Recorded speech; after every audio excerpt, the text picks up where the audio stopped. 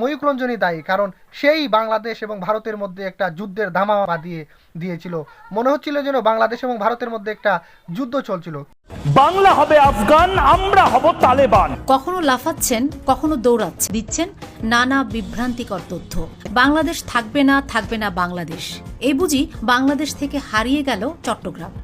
প্রিয় দর্শক, আসসালামু আলাইকুম। ভারতীয় মলম সাংবাদিক আর বাংলার ময়ূখ রঞ্জন, ওনার তো লাল বাতি জ্বলে গেছে। এখন যে ব্যাপক হারে ভারতীয়রা এই আর বাংলা এবং ময়ূখ রঞ্জনের বিরুদ্ধে প্রতিবাদে জেগে উঠেছে, তাতে মনে হচ্ছে ময়ূখ রঞ্জনের হয়তো বা একেবারে অন্তিম সময় চলে আসে। এই যে গেল একটা সময়ে ময়ূখ রঞ্জন তার চ্যানেলে মিথ্যা কুৎসা রটালো বাংলাদেশের মুসলমান এবং হিন্দুদের একটা ব্যাপারে, সেটা হচ্ছে যে বাংলাদেশে নাকি হিন্দুরা নিরাপদে নেই, হিন্দুদের বাড়িঘর জ্বালিয়ে পুড়িয়ে দেওয়া হচ্ছে, হিন্দুদের মা বোনদের ধর্ষণ করা হচ্ছে। এই যে মিথ্যা প্রপাগান্ডা চালাচ্ছিল সেই আর বাংলার ময়ূখ রঞ্জন, যার কারণে পুরা ভারত ক্ষিপ্ত হয়ে বাংলাদেশের উপর বিভিন্ন ধরনের ব্যবসায়িক নিষেধাজ্ঞা দিল এবং বাংলাদেশও তাদের নিত্য প্রয়োজনীয় পণ্যগুলো আমদানি করার জন্য বিকল্প দেশগুলো খুঁজে নিল।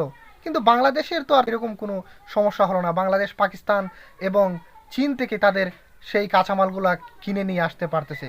কিন্তু ভারতীয় যারা কৃষক যারা রয়েছেন, যারা তাদের পেঁয়াজ, আলু, বিভিন্ন জিনিস যারা উৎপাদন করতেন, তারা যখন বাংলাদেশে সেগুলো রপ্তানি করতে পারছেন না, তখন কি হলো, তাদের সেই আলু এবং পেঁয়াজগুলো ধীরে ধীরে দাম কমতে শুরু করলো এবং সেখানে তারা তাদের ন্যায্য মূল্য পাচ্ছেন না।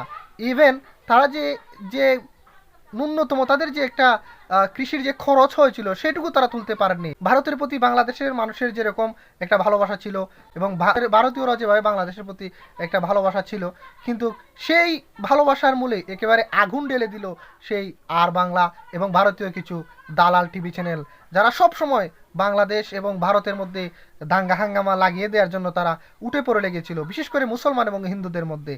এদের মধ্যে দাঙ্গা লাগিয়ে দিয়ে তারা তাদের একটা সাময়িক ফায়দা লুটতে চেয়েছিল এবং শুনেছি তার বিরুদ্ধে মামলা হওয়ারও প্রস্তুতি চলছে। যদি মামলা হয়েই যায় তাহলে যখন তখন সেই ময়ূখ রঞ্জন গ্রেপ্তার হতে পারেন বন্ধুরা।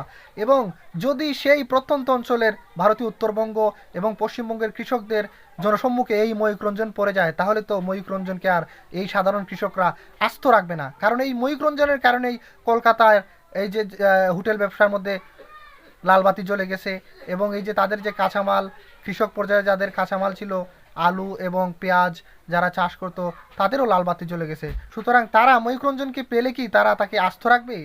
ময়ূখ রঞ্জনের এখন এমন অবস্থা হয়েছে যে ছেড়ে দে মা, খেদে বাঁচি।